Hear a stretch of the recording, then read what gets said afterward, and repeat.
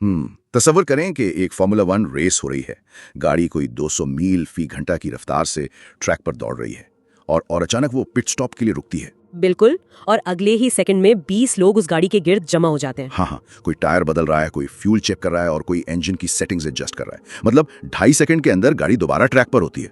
कोई चीखो पुकार नहीं, कोई उलझन नहीं, बस एक खामोश और इंतहाई तेज रफ्तार हम-आहंगी। बिल्कुल, एक आम इंसान के लिए ये जादू जैसा है, लेकिन हकीकत में ये सालों की प्रैक्टिस और प्रोटोकॉल का नतीजा है। और बिल्कुल यही मंजर आजकल के एक जदीद अस्पताल के इमरजेंसी डिपार्टमेंट में देखने को मिलता है। सही कहा आपने, ये एक बहुत ही जबरदस्त तशबीह है। तो आज हम जिस मौजू की गहराई में जा रहे हैं वो इसी पोशीदा दुनिया के बारे में है। हमारे पास एक इंतहाई तफसीली माखिज है जिसका उन्वान है inside a modern emergency department. एक जदीद इमरजेंसी डिपार्टमेंट के अंदर की कहानी। हाँ, इससे तफसीली गुफ्तगू का मिशन ये है कि अस्पताल के इमरजेंसी वार्ड में होने वाली इस तेज तरीन और हाईटेक कार्रवाई के पीछे छुपे मैकेनिज्म को समझा जाए। चलें इसको थोड़ा तफसील से समझते हैं। जब हम इमरजेंसी के बारे में सोचते हैं तो हमें लगता है कि कहानी तब शुरू होती है जब मरीज अस्पताल के दरवाजे से अंदर दाखिल होता है। ये एक बहुत बड़ी गलतफहमी है जिसे दूर करना जरूरी है। एक जदीद अस्पताल में इमरजेंसी की शुरुआत अस्पताल की इमारत से मीलों दूर शुरू हो जाती है। अच्छा, मीलों दूर? वो कैसे? देखें, इलाज का पहला कदम कोई दवा या इंजेक्शन नहीं होता। इलाज का पहला कदम मुवासिलात है, यानी कम्युनिकेशन। हम माखज में देखते हैं कि एलेक्स और मारिया नामी पैरामेडिक्स एक मरीज को लेकर आ रहे हैं। सही। और वो रास्ते से ही इमरजेंसी डिपार्टमेंट से रेडियो पर राब्ते में हैं। वो सिर्फ ये नहीं बता रहे कि एक मरीज आ रहा है, बल्कि वो इंतहाई मखसूस और तकनीकी मालूमात फराहम कर रहे हैं। मतलब वो पहले से ही ग्राउंड तैयार कर रहे हैं। बिल्कुल, वो बताते हैं कि एक 68 साला मरीज है जिसे सीने में शदीद दर्द है और उसका ब्लड प्रेशर 85/60 है। और सबसे अहम बात, वो बताते हैं कि वो 5 मिनट की दूरी पर है। ये बात तो समझ आती है, लेकिन जरा ठहरें।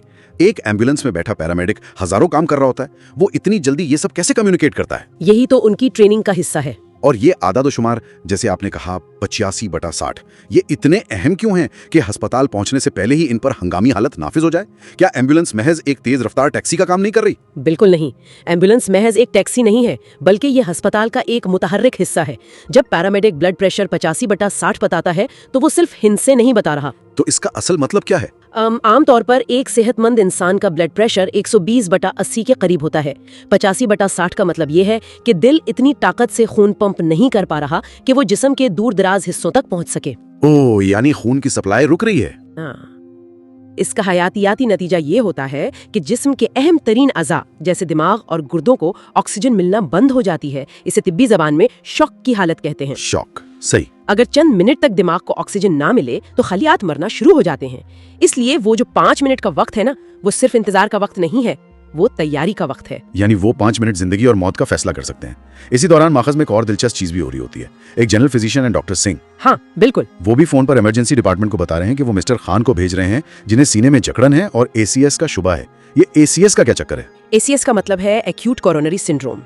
इसे अगर हम आसान अल्फाज में समझें तो ये वो हालत है जब दिल के पट्टों को खून फराहम करने वाली नालियों में यानी कोरोनरी शरियानों में अचानक कोई रुकावट आ जाए। अच्छा, यानी ब्लॉकेज हो गई है। हाँ, खून की रवानी कम होने से दिल को ऑक्सीजन नहीं मिलती और सीने में शदीद जकड़न या दर्द महसूस होता है। ये दिल के दौरे की शुरुआती अलामत हो सकती है। सही। तो जब डॉक्टर सिंह अस्पताल को ये बताते हैं तो वो दरअसल अस्पताल के निजाम को अलर्ट कर रहे हैं कि एक ऐसा मरीज आ रहा है जिसके दिल का कोई हिस्सा मरने के करीब है। बिल्कुल दुरुस्त। ये तो ऐसा है जैसे किसी बहुत ही मसरूफ रेस्टोरेंट में मेहमान के पहुंचने से पहले किचन को ऑर्डर दे दिया जाए ताकि दरवाजे से दाखिल होते ही खाना तैयार मिले। बहुत अच्छी मिसाल है। लेकिन सवाल ये पैदा होता है कि इमरजेंसी वार्ड में जहाँ पहले दर्जनों मरीज मौजूद हैं, ये नई और हंगामी मालूमात जाती कहाँ है? कैसे फैसला होता है कि किसे पहले देखना है? यहीं पर जदीद टेक्नोलॉजी अपना पहला जादू दिखाती है। ये तमाम मालूमात सीधी ट्रेज नर्स के सामने मौजूद एक डिजिटल डैशबोर्ड पर जाहिर होती हैं। Trays nurse? माखिज में ये नर्स एमा है ना? जी बिल्कुल। ट्राइज का तस्वुर बुनियादी तौर पर मैदान जंग से आया है, जिसका मकसद ये तय करना होता है कि किसे सबसे पहले और सबसे ज्यादा तिब्बी इमदाद की जरूरत है। अच्छा, मैदान जंग से? ये काफी दिलचस्प है। हाँ, एमा के सामने मौजूद स्क्रीन पर मरीजों का डेटा मुख्तलिफ रंगों में जाहिर होता है। ये कलर कोडेड होता है। ये एल्गोरिदम की मदद से काम करता है। कलर कोडेड यानी रंगों से पता चलता है कि खतरा कितना है? जी बिल्कुल। जब ब्लड प्रेशर खतरनाक हद तक कम हो तो स्क्रीन पर मरीज का नाम सुर्ख रंग में चमकने लगता है।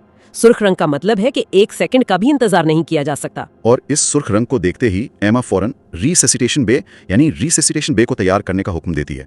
रिसेप्शनिस्ट फौरन हरकत में आता है ताकि मरीज के पहुंचते ही उसे सीधा उस खुसूसी कमरे में मुंतकिल किया जा सके। बिल्कुल, यही वो पोशीदा दौड़ है जिसकी हम बात कर रहे थे। लेकिन 1 मिनट के लिए यहाँ रुकते हैं।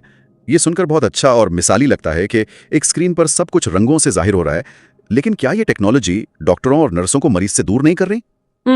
आपका इशारा किस तरफ है? मतलब अगर एक नर्स स्क्रीन पर कलर कोड्स देख रही है, तो क्या वो उस मरीज को नजरअंदाज नहीं कर रही जो सामने बिस्तर पर दर्द से तड़प रहा है? क्या ये डिजिटल डैशबोर्ड्स इंसानी हमदर्दी के दरमियान एक दीवार नहीं बन रहे? ये एक बहुत ही मंतकी और अहम सवाल है। बज़ाहिर ऐसा ही लगता है कि मशीनें इंसानों की जगह ले रही हैं, लेकिन हकीकत इसके बिल्कुल बरक्स है। वो कैसे? ये डिजिटल डैशबोर्ड्स दरअसल तिब्बी अमले को इंतजामी और जहनी उलझनों से आजाद करते हैं। देखें, जब एक मशीन ये हिसाब लगा रही होती है कि किस मरीज का खतरा ज्यादा है, तो नर्स या डॉक्टर को ये फैसला करने में वक्त जाया नहीं करना पड़ता। बिल्कुल, उनकी तमाम तर तवज्जो इस मरीज के इलाज पर मरकूज हो जाती है जिसके पास वक्त कम है। यानी टेक्नोलॉजी इंसानी हमदर्दी की राह में रुकावट नहीं बन रही, बल्कि वो डॉक्टर को इस काबिल बना रही है कि वो दुरुस्त वक्त पर दुरुस्त बिस्तर के पास मौजूद हो। जबरदस्त। तो इसका मतलब है कि टेक्नोलॉजी ने हॉस्पिटल को रिएक्टिव से बदलकर प्रोएक्टिव इदारा बना दिया है, जो पेश की तैयारी करता है। 100%। लेकिन असल इम्तिहान तो तब शुरू होता है जब मरीज अस्पताल के दरवाजे से अंदर दाखिल होता है। अब माखज में मिस्टर अहमद की सूरत हाल देखें। उनके वाइटल्स इंतहाई गैर मुस्तहकम है। हाँ, वहाँ सूरत हाल काफी नाजुक हो जाती है। नर्स बताती है कि हार्ट रेट 120 है और ऑक्सीजन का लेवल 89% तक गिर चुका है। उन्हें मायोकार्डियल इंफ्रैक्शन यानी दिल के दौरे का वाज़ेह शुबा है। यहाँ थोड़ा सा हयातियाती मैकेनिज्म समझाएं। ऑक्सीजन गिरने और हार्ट रेट बढ़ने का आपस में क्या ताल्लुक है? ये जिस्म का एक इंतहाई पेचीदा और खुदकार दिफाई निजाम है। जब फेफड़े खून में मुनासिब ऑक्सीजन शामिल नहीं कर पाते तो ऑक्सीजन का लेवल 89% तक गिर जाता है, जो कि आम तौर पर 95% से ऊपर होना चाहिए। सही। तो जिस्म क्या करता है? जब जिस्म के अज़ा को ऑक्सीजन की कमी महसूस होती है तो दिमाग दिल को सिग्नल भेजता है कि वो तेजी से धड़के, ताकि जो थोड़ी बहुत ऑक्सीजन खून में मौजूद है वो जल्दी जल्दी गर्दिश कर सके। अच्छा, तो इसीलिए हार्ट रेट बढ़कर 120 हो जाता है। ये तो एक इमरजेंसी रिस्पॉन्स हुआ। हाँ, लेकिन ये एक खतरनाक चक्कर है, क्योंकि दिल खुद एक पट्टा है और जब वो तेजी से धड़कता है तो उसे खुद भी ज्यादा ऑक्सीजन की जरूरत होती है। अगर ये सिलसिला ना रुके तो दिल थक कर फेल हो सकता है। ओह, और फिर इमरजेंसी वार्ड में एक तूफान बर्पा हो जाता है। मॉनिटर्स मुसलसल बीप कर रहे हैं, अलार्म बज रहे हैं। डॉक्टर पटेल फौरन ऑक्सीजन शुरू करने, ईसीजी लगाने और आईवी लाइन कायम करने का हुक्म देते हैं। बिल्कुल, वहाँ हर सेकंड कीमती होता है। एक आम आदमी के लिए ये महज दवाएं और टेस्ट होंगे, लेकिन इसके पीछे एक गहरी साइंस है। आईवी लाइन क्यों लगाई जाती है? कोई गोली क्यों नहीं दे दी जाती? वक्त की कमी की वजह से। देखें, जब आप कोई गोली खाते हैं तो वो मैदे में जाती है, हजम होती है, जिगर से गुजरती है और फिर खून में शामिल होती है। इसमें तो काफी वक्त लग जाता होगा। हाँ, आधे घंटे से भी ज्यादा लग सकता है। इमरजेंसी में इतना वक्त नहीं होता। आईवी यानी इंट्रावीनस माइन का मतलब है खून की रग में बराह रास्त एक रास्ता बनाना। एक हाईवे की तरह। बिल्कुल, हाईवे की तरह, जहाँ से कोई भी दवा सीधी दिल और दिमाग तक चंद सेकंडों में पहुंचाई जा सकती है। और इसी हाईवे का इस्तेमाल करते हुए एक तरफ नर्स ट्रोपोनिन लैब टेस्ट के लिए खून ले रही है, दूसरी तरफ एस्पिरिन और नाइट्रोग्लिसरीन तैयार की जा रही है। ये सब कुछ एक साथ हो रहा है, एक ऑर्केस्ट्रा की तरह। बिल्कुल। लेकिन मुझे ये बताएं, एस्पिरिन तो हम आमतौर पर सर दर्द के लिए खाते हैं, दिल के दौरे में इसका क्या काम? और ये ट्रोपोनिन क्या चीज है? यहाँ हर दवा का एक मखसूस और साइंसी हदफ है। दिल के दौरे की बुनियादी वजह खून की नाली में जमने वाला खून का लोथड़ा होता है, जिसे क्लॉट कहते हैं। हाँ, क्लॉट। एस्पिरिन का काम दर्द कम करना नहीं है, बल्कि ये खून को पतला करती है और इन खुलियात को आपस में चिपकने से रोकती है जो लोथड़ा बना रहे होते हैं। अच्छा, यानी वो मजीद ब्लॉकेज को रोकती है। और नाइट्रोग्लिसरीन? नाइट्रोग्लिसरीन खून की नालियों को चौड़ा करती है ताकि बंद शरियान के इर्द गिर्द से खून गुजरने का कोई रास्ता बन सके। और जहाँ तक ट्रोपोनिन की बात है, वो टेस्ट क्यों हो रहा है? ट्रोपोनिन कोई आम केमिकल नहीं है। ये एक खास प्रोटीन है जो दिल के सेहतमंद पट्टों के खलियात के अंदर बंद होता है। जब दिल के पट्टे मरना शुरू होते हैं और खलियात फटते हैं तो ये प्रोटीन रिस कर खून में शामिल हो जाता है। ओह, यानी अगर खून में ट्रोपोनिन है तो इसका मतलब है दिल को नुकसान पहुंच रहा है। बिल्कुल। ट्रोपोनिन टेस्ट से डॉक्टरों को बिल्कुल दुरुस्त अंदाजा हो जाता है कि दिल को किस हद तक नुकसान पहुंच चुका है। ये वाकई हैरानकुन है। लेकिन मेरा जहन इस अफरा तफरी को कबूल करने से इनकारी है। इस कदर खौफ के माहौल में, जब चारों तरफ मॉनिटर्स के अलार्म बज रहे हों, हर कोई भाग दौड़ कर रहा हो, तो ये लोग गलती करने से कैसे बचते हैं? ये एक बहुत जायज सवाल है। एक इंसान होने के नाते दवाओं में गलती करना तो फितरी बात है। क्या ऐसा नहीं होता कि जल्दी में किसी को गलत दवा दे दी जाए? ये खतरा हमेशा मौजूद रहता है और इसीलिए मेडिकल साइंस ने खौफ और घबराहट का इलाज प्रोटोकॉल की सूरत में निकाला है। प्रोटोकॉल? हाँ, हम माखिज में एक बहुत ही बारीक लेकिन इंतहाई अहम तफसील देखते हैं। डॉक्टर पटेल दवाएं देने का हुक्म देने से पहले एक लम्हे के लिए रुकते हैं और मरीज की एलर्जी कंफर्म करते हैं। अच्छा, हाँ, इस अफरा तफरी में भी वो एलर्जी पूछते हैं? बिल्कुल, वो बुनियादी चेकलिस्ट को नजरअंदाज नहीं करते। दूसरी तरफ पैरामेडिक एलेक्स इंतहाई सुकून के साथ मुकम्मल रिपोर्ट हैंडओवर करता है। ये छोटे छोटे कवायद ही हैं जो अफरा तफरी को नज़्म ज़ब्त में बदलते हैं। और सबसे बढ़कर वो अंधेरे में तीर नहीं चला रहे होते। लैब टेस्ट का नतीजा कागज पर छपकर नहीं आता, बल्कि रियल टाइम में सीधा उनकी स्क्रीन पर अपडेट होता है। सही।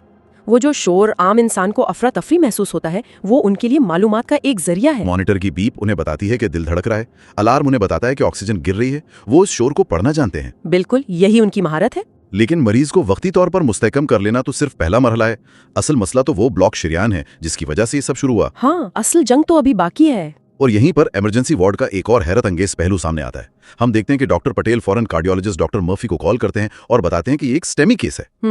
ये लफ्ज बहुत भारी लगता है, स्टेमी। इसकी क्या अहमियत है? मेडिकल की दुनिया में स्टेमी से ज्यादा हंगामी हालत शायद ही कोई हो। इसका पूरा नाम एसटी एलिवेशन मायोकार्डियो इन्फार्क्शन है। ओह, ये तो काफी लंबा नाम है। हाँ, लेकिन इसका मतलब समझना जरूरी है।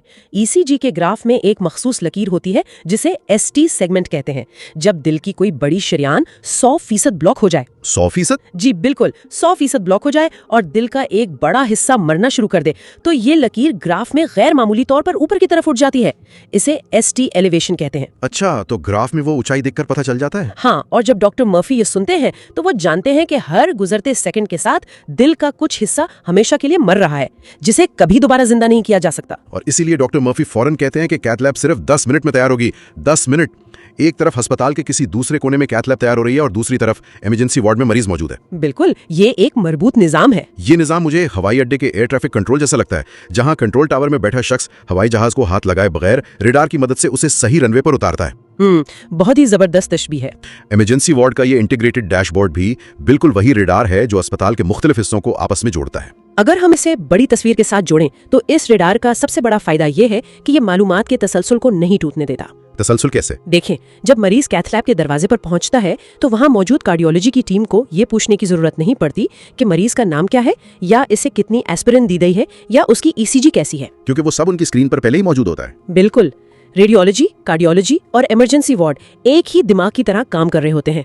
टेक्नोलॉजी ने अस्पताल के मुख्तलिफ वार्ड्स के दरमियान मौजूद दीवारों को गिरा दिया है। लेकिन इस सब हाईटेक मशीनरी और रफ्तार के दरमियान माखज में एक ऐसा मंजर भी है जो बिल्कुल इंसानी जज्बात से जुड़ा हुआ है। हाँ, आप डॉक्टर पटेल और मिसेस खान की बात कर रहे हैं? हाँ, डॉक्टर पटेल वक्त निकालकर मिसेस खान की फैमिली यानी मिसेस खान के पास जाते हैं। वो उन्हें सूरत हाल से आगाह करते हैं और मुतमईन करते हैं। मुझे हैरत होती है कि जब एक तरफ किसी की जान जा रही है तो एक डॉक्टर के पास किसी को तसल्ली देने का वक्त कैसे निकल आता है? क्या ये वक्त का ज़िया नहीं है? बज़ाहिर ऐसा लगता है, लेकिन हकीकत में मिसेस खान को अपडेट रखना महज अखलाकियात या अच्छे अखलाक का मुजाहिरा नहीं है। ये इलाज के एक जामे प्रोटोकॉल का हिस्सा है। वो कैसे? फैमिली को बताना प्रोटोकॉल का हिस्सा कैसे हो सकता है? देखें, एक अस्पताल के इमरजेंसी वार्ड का माहौल पहले ही इंतहाई दबाव का शिकार होता है। एक परेशान हाल, बेकरार और खौफजदा खानदान उस माहौल में मजीद तनाव पैदा कर सकता है। हाँ, वो बार बार सवाल कर सकते हैं। बिल्कुल, गुस्सा कर सकते हैं या मुदाखलत कर सकते हैं। उन्हें बरवक्त मालूमात देकर मेडिकल टीम न सिर्फ उनका नफ्सियाती दुख कम करती है बल्कि अपने काम के माहौल को भी पुरसुकून और कंट्रोल में रखती है। ये बात तो मैंने सोची नहीं थी। लेकिन उसका दिल एक इंसान का हो। ये बात बहुत गहरी है। चलें, अब हम इस बहरान के इख्तिताम की तरफ आते हैं। कैथ लैब में प्रोसीजर हो चुका है, शरियान खोल दी गई है और मरीज की जान बचा ली गई है। लेकिन अस्पताल का काम अभी खत्म नहीं हुआ। बिल्कुल नहीं, डिस्चार्ज का अमल भी उतना ही अहम है। हाँ, अस्पताल का निजाम मरीज को वापस आम जिंदगी की तरफ कैसे रवाना करता है, ये भी एक अलग साइंस है। हम देखते हैं कि डिस्चार्ज का मंजर पहले की तमाम अफरा तफरी से बिल्कुल मुख्तलिफ है। और ये तजाद लाशऊरी तौर पर एक पैगाम देता है। शुरू में हमने सायरन, बीप, तेज रोशनी और भागती हुई मेडिकल टीम देखी थी। हाँ, वो तूफान वाला माहौल। लेकिन डिस्चार्ज के वक्त माहौल में एक सुकून है। मॉनिटर की बीप अब हमवार और पुरसुकून हो चुकी है। हाँ, और यहाँ भी डिस्चार्ज का तरीका कितना बदल गया है। डिस्चार्ज नर्स मरीज को हिदायत दे रही है, लेकिन कोई लंबी चौड़ी फाइलों का पुलिंदा नहीं थमाया जा रहा। बिल्कुल, सब कुछ डिजिटल हो गया है। मरीज को एक कागज दिया जाता है जिस पर एक QR कोड बना हुआ है। उसे स्कैन करते ही मरीज के फोन में उसकी तमाम दवाएं, परहेज और लेबोरेटरी की रिपोर्ट्स आ जाती हैं। और इससे भी बढ़कर टेलीमेडिसिन कोऑर्डिनेटर के जरिए अगले ही हफ्ते की वर्चुअल अपॉइंटमेंट भी तय कर दी जाती है। मतलब अस्पताल से निकलने का ये मतलब नहीं कि आपको अस्पताल के निजाम से बाहर निकाल दिया गया है। दरअसल ये अमल इस बात की निशानदेही करता है कि जदीद तिब्बी निगहदाश्त का फलसफा क्या है। अब मकसद सिर्फ किसी की जान बचाना नहीं बल्कि उसे दोबारा अस्पताल आने से रोकना भी है। एहतियात और फॉलोअप। बिल्कुल, माजी में मरीज को डिस्चार्ज करके ये उम्मीद की जाती थी कि वो अपना ख्याल रखेगा। अब टेलीमेडिसिन और डिजिटल फॉलोअप्स के जरिए अस्पताल का निजाम मरीज के साथ उसके घर तक जाता है। जबरदस्त। जब डॉक्टर पटेल अपनी पूरी टीम को सराहते हुए कहते हैं कि इस बेहतरीन हमआहंगी ने एक जान बचाई है, तो वो सिर्फ उस दिन की बात नहीं कर रहे होते। हाँ, वो उस पूरे माहौलियाती निजाम की तारीफ कर रहे होते हैं जो अस्पताल पहुंचने से पहले शुरू हुआ था और डिस्चार्ज के बाद तक चलता रहेगा। और नर्स एमा का वो जुमला तो बिल्कुल इस पूरी कार्रवाई का निचोड़ है कि हर सेकंड कीमती है और हर हाथ अहमियत रखता है। इमरजेंसी वार्ड वाकई एक ऐसी मशीन है जिसका हर पुर्जा, खा वो पैरामेडिक हो, रिसेप्शनिस्ट हो या सर्जन, एक ही मकसद के लिए काम कर रहा है। बेशक, इसमें कोई दो राय नहीं है। लेकिन इस तमाम गुफ्तगू और टेक्नोलॉजी की इस शानदार कारकर्दगी ने मेरे जहन में एक बहुत ही बुनियादी और शायद थोड़ा सा परेशान कुन सवाल पैदा कर दिया है। अच्छा, वो क्या? देखें, हमने देखा कि जदीद टेक्नोलॉजी, एडवांस्ड एल्गोरिदम्स, डैशबोर्ड्स और कलर कोडिंग ने मिलकर इमरजेंसी वार्ड्स को नाकाबिले यकीन हद तक मौसर बना दिया है। मशीनें अब हिसाब लगा रही हैं कि कौन सा मरीज ज्यादा खतरे में है। बिल्कुल। लेकिन अगर मशीनें और डैशबोर्ड्स हमें हर सेकंड की खबर दे रहे हैं, तो क्या मुस्तकबिल में इंसानी एहसास और वजदान कम अहम हो जाएगा? ये एक बहुत गहरा सवाल है। जरा सोचें, एक तजर्बाकार नर्स बसा औकात मरीज के चेहरे की रंगत या उसकी बेचैनी देखकर मॉनिटर का अलार्म बजने से पहले ही भांप लेती है कि कुछ गलत होने वाला है। उसे छठी हिस्स कह लें या तजर्बे का निचोड़, क्या इस खालिस मशीनी और डेटा से चलने वाले दौर में जहां स्क्रीन हर चीज का फैसला कर रही है, वो इंसानी विजदान अपनी अहमियत खो देगा? ये सोचने की बात है वाकई। या फिर डेटा और अलार्म्स के इस सैलाब में उस इंसानी नजर और लम्स की अहमियत पहले से भी ज्यादा हो जाएगी, क्योंकि डेटा को सियाको सबाक में समझने के लिए आखिरकार एक इंसान की ही जरूरत होती है। सुनने वालों के लिए ये एक ऐसा सवाल है जो किसी भी स्क्रीन पर जाहिर नहीं होता। ये वाकई एक इंतहाई गौरतलब पहलू है। टेक्नोलॉजी हमें आदादोशुमार दे सकती है, लेकिन उसके पीछे छुपे इंसान को समझने के लिए बहरहाल एक इंसानी दिमाग और दिल की ही जरूरत रहेगी। आज के लिए इतना ही। मिलते हैं अगली किस्में एक और कहानी के साथ।